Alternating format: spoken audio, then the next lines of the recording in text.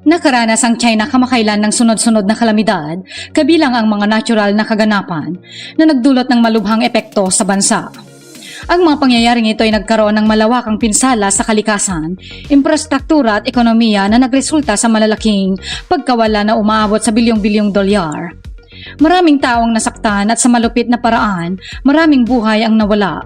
Itong mapanganib na sitwasyon sa China sa nakaraang mga linggo at kakaiba dahil sa sunod-sunod na pangyayari sa maikling panahon lamang. Anong mga partikular na kalamidad na bumayo sa China at bakit tila sila ay nakakaranas ng mga kalamidad? Sa videong ito ay ating aalamin ang 5 kalamidad na tumama sa China. Pero bago yan ay huwag kakalimutang mag-like at subscribe sa ating channel para laging updated ka sa ganitong klaseng video.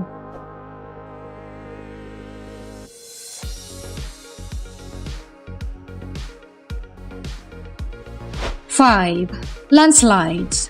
Dahil sa malalakas na ulan sa nakalipas na 10 buwan sa isang bahagi ng kanluran ng China, sa Xi'an City, nangyari ang sunod-sunod na landslide sa iba't ibang mga lugar.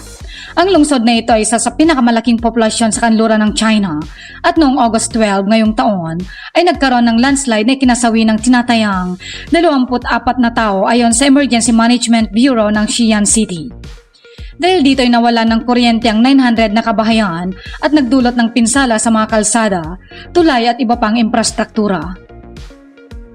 4. Sinkhole. Sa Hubei Province, isang malaking sinkhole ang biglang bumuka dulot ng matinding pag-ulan at bagyo. Ang pangyayaring ito ay nagresulta sa pagguho ng basement ng isang mataas na gusali na ginagamit para sa residential purposes. Libo-libong mga residente ang agad na inilikas upang maiwasan ang panganib na mas lalong lumaki ang nasabing sinkhole.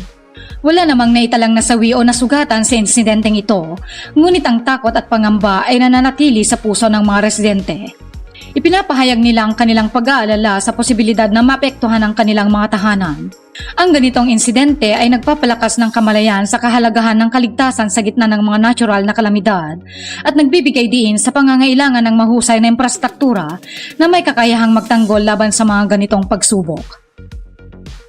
3. Matinding baha. Dahil sa record na labis na pag-ulan at bagyo kamakailan lang ay naranasan sa China, maraming mga komunidad ang lumubog sa baha, nagdulot ng pinsala at kinuha ang buhay ng maraming tao. Ito ay isang nakakalungkot at nakakaawa na pangyayari para sa mga residente na naapektuhan at ito rin ang pinakamalubhang pagbaha na naranasan ng bansa sa loob ng 60 taon. Mahigit sa 100 milyong katao ang tinamaan at noong huling naranasan ito noong 1963, apektado ang humigit kumulang sa 22 milyong katao at kinuha ang buhay ng higit sa 5,000 tao, ayon sa mga eksperto. Ang paglala ng baha sa China ngayon ay dulot ng mas mataas na bilang ng populasyon, pagkawala ng natural na wetlands at nag-absorb ng ulan at mabilis na urbanisasyon na ilan lamang sa mga dahilan ng malawakang pagbaha. 2. Bagyo.